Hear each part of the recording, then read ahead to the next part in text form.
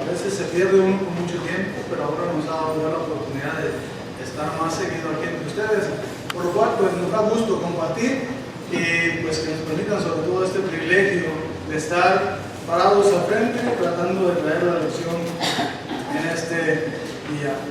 Y no es que nos hayamos puesto de acuerdo, el hermano Edgar y un servidor, pero es importante como cristianos que nosotros conozcamos, sepamos acerca de las características del Señor Jesucristo. Es una base fundamental para el cristiano el conocer a su Señor, el conocer su vida, saber quién era Él, de dónde vino, cómo vino a este mundo, para que podamos nosotros comprender también así el valor que tiene, hermanos, el sacrificio que hizo Jesús por nosotros.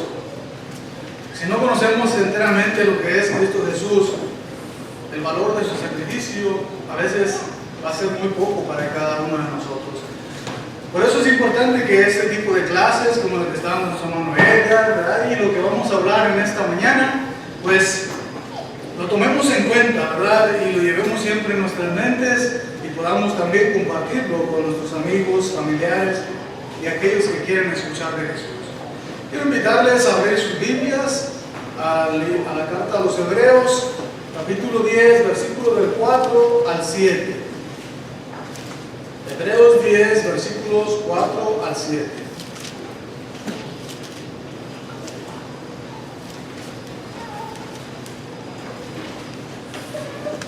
Dice lo siguiente: porque la sangre de los toros y de los machos cabríos no pueden quitar los pecados, por lo cual, entrando en el mundo, dice: sacrificio y ofrenda no quisiste, mas me preparaste cuerpo. Holocaustos y expiaciones por el pecado no te agradaron. Entonces dije: he aquí que vengo, oh Dios, para hacer tu voluntad, como en el rollo del libro está escrito de mí. Muy bien. Podemos ver nosotros, dentro de estas escrituras, que los sacrificios y holocaustos que se ofrecían en la antigua ley no podían quitar los pecados de la gente. Era algo que ellos tenían que ofrecer continuamente, pero sin embargo no lograban la pureza de las personas. Por eso es la preocupación de nuestro Dios en hacer algo a través de lo cual el hombre pudiera encontrar el perdón completo de sus pecados. Y dice, ¿verdad?, la Escritura, el Señor dice, entrando en este mundo, dice, versículo 5, sacrificio y ofrenda no quisiste, mas me preparaste cuerpo. ¿Y a qué se refiere, verdad, el Señor Jesús cuando dice estas palabras, me preparaste cuerpo? Bueno, quiero que vayan conmigo a la carta a los Gálatas, para que veamos nosotros algunos detalles que el apóstol Pablo nos da en estos escritos. Gálatas capítulo 4, versículo 4 al 5.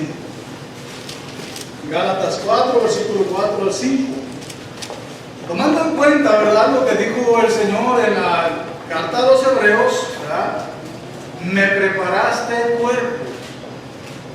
Dice el apóstol Pablo acerca de Jesucristo y su venida, y de ese cuerpo que Dios le tenía preparado para venir a este mundo. Dice lo siguiente: pero cuando vino el cumplimiento del tiempo, Dios envió a su Hijo, nacido de mujer y nacido bajo la ley, para que redimiese a los que estaban bajo la ley, a fin de que recibiésemos la adopción de hijos. Muy bien, dentro de estos detalles que quiero que veamos nosotros en estos versículos, hablamos de un acontecimiento importante que estaba dentro de la humanidad, y es que la humanidad no podía tener el perdón de sus pecados porque no había ese condimento necesario para que pudiera borrarse el pecado del hombre. Porque dice en Hebreos, porque ni la sangre de los toros ni de los machos cabríos podrían limpiar los pecados. Entonces dice, cuando entró al mundo, heme aquí, me preparaste cuerpo. Y dice Pablo, bueno, Dios envió a su Hijo. Es decir, envió a su Hijo, dice que tiene un trabajo para él. Dice que había una misión que cumplir. Y esa misión es precisamente conseguir el perdón de los pecados para el mundo. Aquello que la sangre de los toros y los machos cabríos que por años se vino estado haciendo no pudieron lograr, a través de Cristo se podía lograr. Y para eso, dice la Escritura, Dios preparó cuerpo para que su Hijo viniera y estuviera entre nosotros. Por eso dice el versículo 4, pero cuando vino el cumplimiento del tiempo, cuando fue el tiempo en que Dios dijo, es el momento adecuado en que mi Hijo vaya al mundo, dice, Dios envió a su Hijo, nacido de mujer y nacido bajo la ley. Dios envió a su Hijo nacido de mujer. Ese es otro detalle, ¿verdad?, que nos da Pablo acerca de Cristo Jesús, porque dice Jesús allá en Hebreos, me preparaste cuerpo. Y para que Jesús pudiera vivir, como dice también la carta a los Hebreos, entre los hombres, como los hombres, pues era necesario que también naciera como los hombres. Y para eso se requería el vientre de una mujer. Aunque hay un detalle, ¿verdad?, interesante también aquí. Pablo excluye al hombre en cuanto a este nacimiento de Jesús, porque dice, nacido de mujer. Y nosotros podemos ver, ¿verdad?, a través de la Escritura, cómo fue el nacimiento de Jesús. Por ejemplo, Mateo capítulo 1. Estamos viendo nuestros amigos, ¿verdad?, que no conocen bien estos versículos. Mateo capítulo 1, versículo 18, y luego leeremos el 25. Dice, el nacimiento de Jesucristo fue así. Estando desposada María, su madre, con José, antes, fíjense bien, lo importante, antes que se juntasen, se halló que había concebido del Espíritu Santo. El versículo 25 dice lo siguiente, pero no la conoció hasta que dio a luz a su hijo primogénito y le puso por nombre Jesús. Entonces, antes de que María tuviera relaciones matrimoniales con José, ella ya se encontraba embarazada. Y notamos nosotros, por ejemplo, en Lucas capítulo 1, versículo 34 al 35, que aún ella misma se sorprende, ¿verdad?, de este acontecimiento. ¿Cómo es posible que esto pueda suceder? ¿Cómo es posible que yo, siendo mujer, sin conocer a un hombre, pueda quedar embarazada? Porque es la naturaleza, ¿verdad?, del hombre. Es la naturaleza del hombre, que se tiene que haber un hombre y una mujer para que pueda engendrarse hijos. Pero en este caso, no, dice Pablo, Dios envió a su hijo nacido de mujer solamente. Bueno, lo único que dice el ángel ahí en Lucas capítulo 1, versículos 34 y 35 es que vendría el Espíritu de Dios y posaría sobre María, y fue como ella quedó embarazada. Por lo tanto, ¿verdad?, podemos notar que Jesucristo, bueno, al cual ya habitaba con Dios, como dice allá en Hebreos, bueno, entrando a este mundo dije, me preparaste el cuerpo. Es decir, Dios era espíritu, Jesús era espíritu. Pero para estar en este mundo y habitar en este mundo, tenía que tener un cuerpo, el cual Dios se lo preparó, y a través de María se consiguió que Él tuviera, ¿verdad?, un cuerpo para poder habitar entre los hombres. Y Juan, capítulo 1, el Evangelio según Juan, en el capítulo 1, que ya lo ponía hace rato nuestro hermano en la pantalla, nos dice que en el principio era el Verbo, y el Verbo era con Dios, y el Verbo era Dios, que dice el versículo 14, y aquel Verbo fue hecho carne, y habitó entre nosotros, y vimos su gloria como del unigénito del Padre, lleno de gracia y de verdad. Aquí complementamos lo que hacía falta, ¿verdad?, alguien medio a través del cual pudiera María concebir, y dice, es que es el unigénito del Padre, es hijo de Dios, procede de Dios, y por lo tanto no hacía falta que él tuviera que nacer como los hombres lo hacemos. Por eso dice la Escritura, me preparaste el cuerpo. Bueno, muy bien, podemos notar nosotros en estos versículos que Jesús, dentro de sus atributos, ¿verdad?, de pertenecer a la deidad, pues es hijo de Dios, porque no procede de carne. Así como los seres humanos procedemos de ambos padres para que podamos tener vida, Él no fue necesario que lo hiciera así. Hay muchas cosas que aquellos hombres que habitaron alrededor de Jesús, sobre todo aquellos que estudiaban la palabra, ¿verdad?, del Antiguo Testamento, oían hablar del Mesías, querían tratar de entender a ver quién era ese Mesías que Dios enviaría, y dentro de sus mentes ellos tenían imágenes de lo que esperaban ver cuando vieran al Mesías. Bueno, hay cualidades que hablan, ¿verdad?, de que Jesús precisamente es ese Mesías que ellos esperaban, es ese Hijo de Dios al que se les había prometido de hace tiempo a través de los profetas. Dentro de ello, una de las cosas, ¿verdad?, o cualidades que se podía esperar era su integridad como hombre. Es decir, fuera un hombre limpio, puro, que hiciera el trabajo correctamente y que realmente diera la imagen de Dios, como hijo de Dios. Y si nosotros recordamos lo que decía el escritor a los Hebreos, dice el escritor a los Hebreos que ni la sangre de los toros ni de los machos cabríos pudieron quitar el pecado del hombre. Entonces Jesús se preparó y Dios le alistó un cuerpo para que viniera a este mundo, en el cual Él iba a cumplir con la misión de rescatar al hombre. Pero para eso era necesario un sacrificio. Un sacrificio. Por eso es que Juan el Bautista, cuando habla acerca de Jesús, vamos a ver nosotros en el capítulo 1 ahí del Evangelio según Juan, versículo 29. Ahí mismo en Juan, pero en el versículo 29 del capítulo 1, dice la Escritura, el siguiente día vio Juan a Jesús que venía a él y dijo, he aquí el Cordero de Dios que quita el pecado del mundo.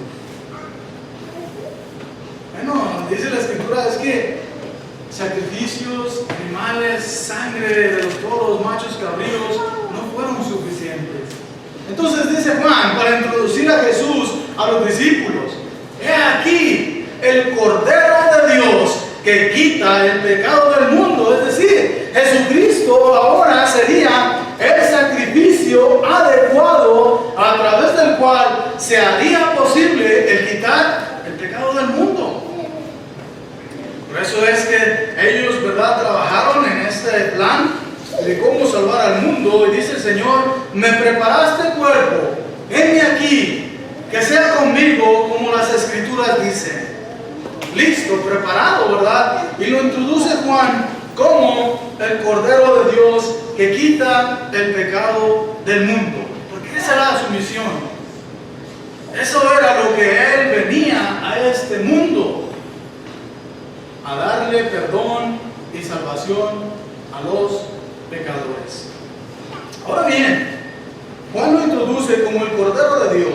Cuando nosotros recordamos los sacrificios que se hacían en la antigua ley, recordamos, ¿verdad?, los mandamientos que Dios tenía por ese tipo de sacrificios. Primero, no podía ser un animal que estuviera cojo o que estuviera enfermo. No podía ser un animal manchado. Tenía que cumplir con ciertos detalles, ¿verdad?, que Dios pedía a su pueblo, ¿verdad?, de lo que le tenían que sacrificar. y qué es lo que esperaba Dios de este cordero que ahora venía a ser sacrificado para perdón de los pecados. Pureza, integridad. Y nuestro Señor Jesús, precisamente como les decía yo, toda la gente podía estar esperando de Él esto, que fuera un hombre sin pecado. ¿Por qué? Porque Dios aborrece el pecado. Dios no hace pecado, Dios no comete pecado. Y si Jesucristo es el Hijo de Dios, entonces no puede cometer pecado. Y por lo tanto, esa misma verdad de integridad y pureza que Dios y Cristo debería de tener en su vida, dentro de este mundo, haría posible que ese sacrificio fuera agradable a Dios. ¿Sabes lo que decían los hebreos? Que esos sacrificios que se hicieron, la sangre de los toros y los machos cabríos, todo eso no te agradó. Me preparaste cuerpo. Por lo tanto, estaba listo el Señor, preparado. Ahora bien, hablando de la pureza de Cristo, Él mismo, ¿verdad? Durante mucho tiempo, estando con sus discípulos, Él hablaba ante la gente y demostraba su pureza, demostraba su integridad como hombre de Dios. Es importante, ¿verdad?, que nosotros veamos estos detalles en Cristo. En Juan capítulo 8, versículo 46. Juan capítulo 8, versículo 46. Dice la Escritura. Dice la Escritura: ¿quién de vosotros me redarguye de pecado? Pues si digo la verdad, ¿por qué vosotros no me creéis? Pero fíjense la primera pregunta, que tenemos que verla como una pregunta retórica, porque dice: ¿quién de ustedes me redarguye de pecado? ¿Quién de ustedes puede decir que yo he cometido pecado? ¿Qué sucedió entre los seguidores? Hubo un silencio, porque realmente nadie pudo achacarle algo a Jesús, con lo cual pudieran decir: es que sí, tú eres un pecador. Se fijan, cuando uno tiene la confianza completa de que uno se ha portado íntegramente y ha tratado de hacer las cosas bien ante todos, uno puede tranquilamente decir: bueno, si tú tienes algo de qué acusarme, dilo. Yo estoy tranquilo, mi conciencia está tranquila. Bueno, eso era lo que Jesús tenía, que se sentía tranquilo, confiado de que realmente nadie podía decir algo mal de él, porque era un ser limpio. Dice en el versículo 29, ahí un poquito más atrás, mismo capítulo, dice: porque el que me envió conmigo está. No me ha dejado solo el Padre, porque yo hago siempre lo que le agrada. Entonces, parte de lo que el Señor Jesús hacía, ¿verdad?, y estaba viviendo ante sus discípulos, porque sabemos que por 3 años compartió con sus discípulos, con los apóstoles, ¿verdad?, su vida, y ellos pudieron ver, pudieron constatar con sus propios ojos, con sus propios oídos, sus palabras, sus acciones. Pues, sin embargo, dice el Señor: es que yo tengo una comunión muy cercana con Dios. Él siempre conmigo está. ¿Por qué? Bueno, porque yo hago siempre lo que le agrada. Y sabemos correctamente nosotros a través de las Escrituras, ¿verdad?, que si alguien comete pecado, el pecado forma una barrera entre Dios y el hombre. Es algo que impide una buena relación entre Dios y el hombre. Pero Jesús dice: Dios siempre está conmigo, siempre. ¿Por qué? Es que yo me dedico a cumplir con su voluntad, a hacer lo que le agrada. Eso es lo que hacía él constantemente en su vida, hacer lo que a Dios le agradaba. Ahora bien, sabemos, ¿verdad, hermanos?, que dar uno un testimonio de sí mismo, a veces es fácil, ¿verdad? Porque en muchas ocasiones se pueden ocultar cosas.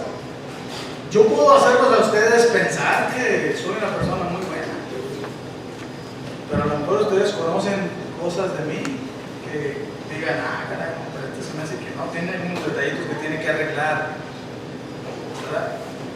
Entonces, ustedes pueden dar otro testimonio diferente de lo que yo estoy diciendo.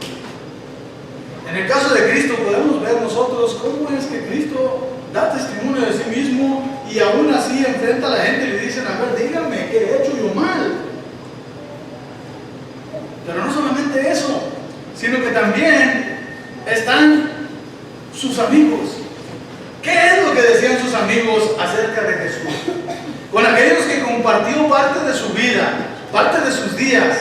¿Qué testimonio daban de él? Porque eso es importante, mis hermanos, como les decía hace unos momentos, de que yo puedo decir muchas cosas, pero también los que están a mi alrededor, los que están junto conmigo y comparten, ellos pueden tener otra visión de lo que realmente yo estoy diciendo. ¿Pero qué decían los amigos de Jesús cuando se les preguntó o cuando tuvieron que hablar y referirse acerca de Jesucristo? Bueno, vamos a ver primero en Pedro, la primera carta de Pedro. ¿Qué fue lo que dijo el apóstol Pedro acerca de Jesús? Primera carta de Pedro, capítulo 1, versículo 19. Primera carta de Pedro, capítulo 1, versículo 19. Dice la escritura. Voy a leer desde el 18.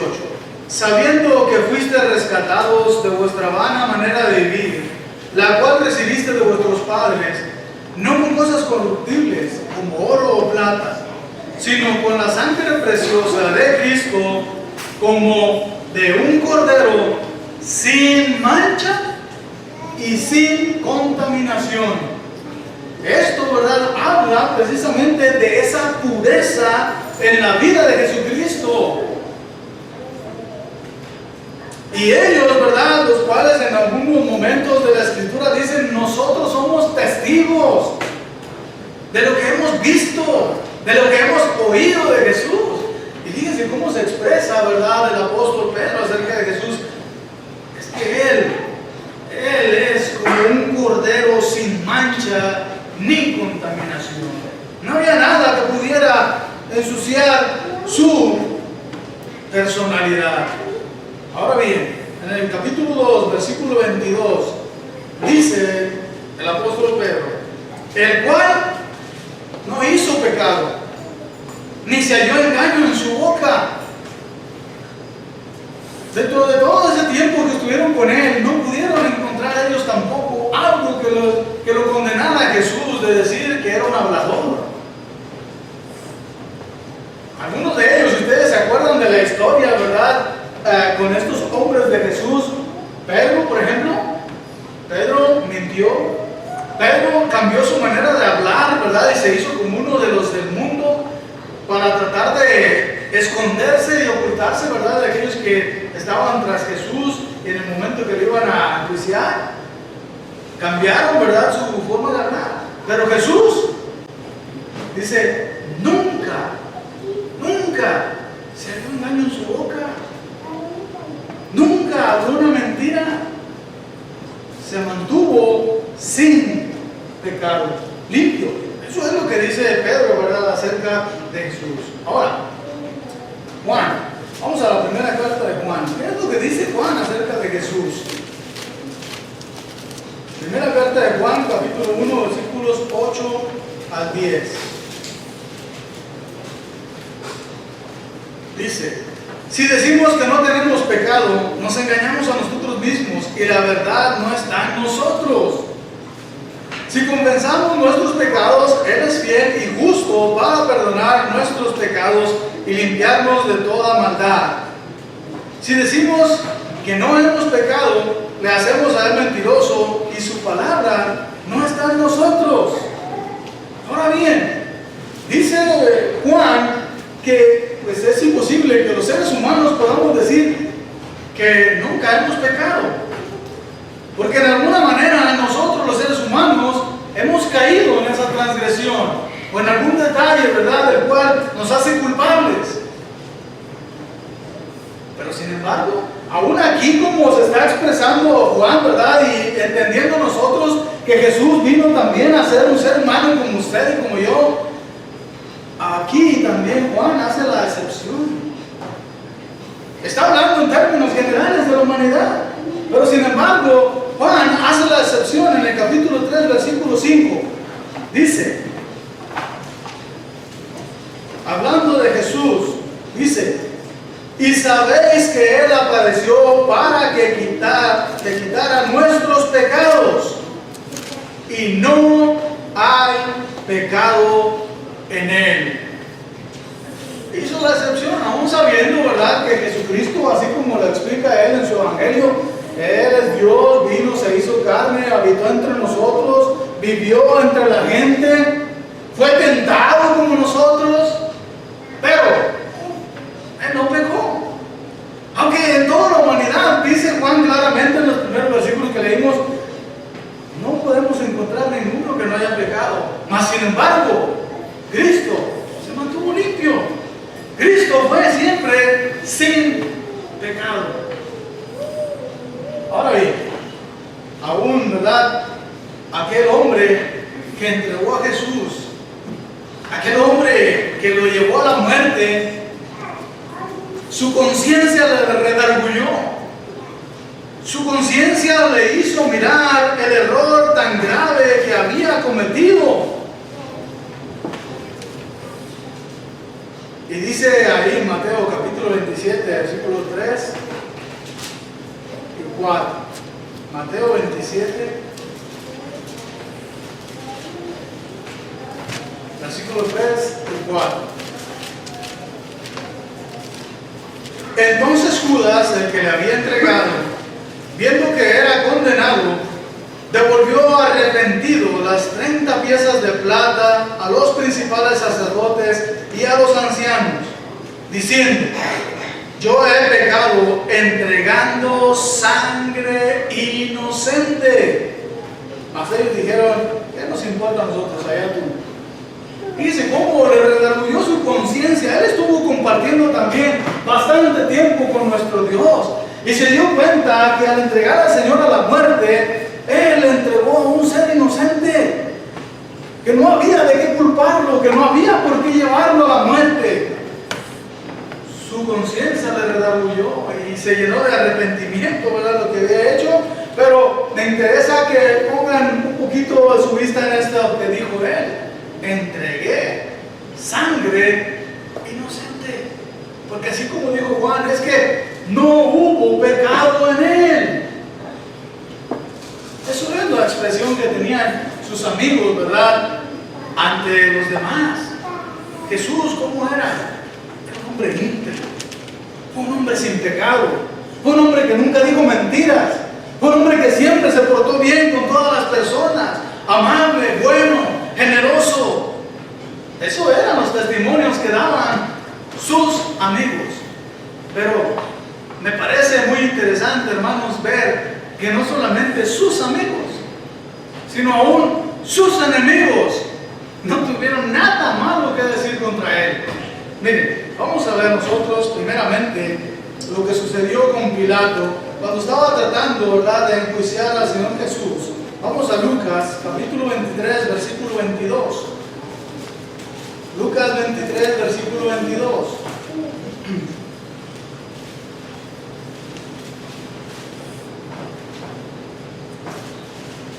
Volviendo Pilato hacia los judíos, después de tratar de interrogar a Jesús, dice el versículo 22, Él les dijo por tercera vez: pues qué mal ha hecho este hombre. Ningún delito digno de muerte he hallado en él. Le castigaré pues y le soltaré. Ningún delito digno de muerte he hallado en él. Pues que no encuentro, ¿qué es lo que ha hecho? ¿Por qué lo acusan? ¿Por qué quieren su muerte? Aún a pesar, ¿verdad?, de todos esos gritos que daban aquellos judíos a su alrededor: crucifícale, crucifícale. Y aún de aquellas también falsas, ¿verdad?, acusaciones que le habían dado: es que él es contrario a César.